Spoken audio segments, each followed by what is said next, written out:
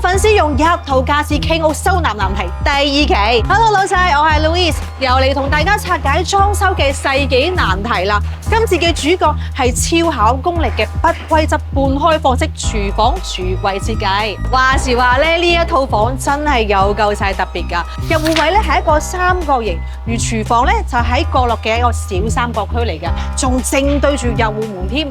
不過唔使怕，我哋直接拆晒咗所有嘅非承重牆，改成咗一個半開放式嘅空間，夠晒大膽啊！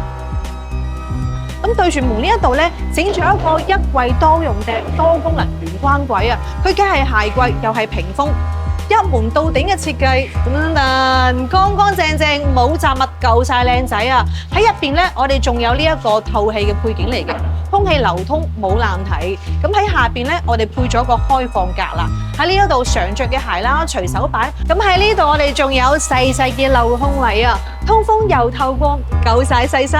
轉場嚟睇翻下廚房嘅櫥櫃先啦噃。咁根據業主嘅需求啦，雪櫃嗱、洗碗機啦、蒸焗爐啦同埋洗衣機呢幾個位置早就 set 埋好啦。喺廠部我哋用機器開孔，接口平整到冇得彈，尺寸準到毫厘不差。轉個位置嘅設計先至係神來之筆嚟㗎。喺櫃門咧，我哋裝咗一個165度嘅門鉸，打開幅度夠大。咁喺隔離呢一度，我哋仲有個拉籃，一拉就出嚟㗎啦，慳力又方便。仲整咗好多個櫃桶啊，配埋啲碗碟收納架啊、餐具分類收納，整整齊齊。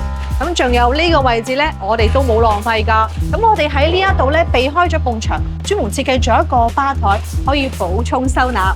仲想我幫你哋解決啲咩收納難題？快啲俾個 like 我，留言話俾我知啦！我哋下一期再見啦，拜拜。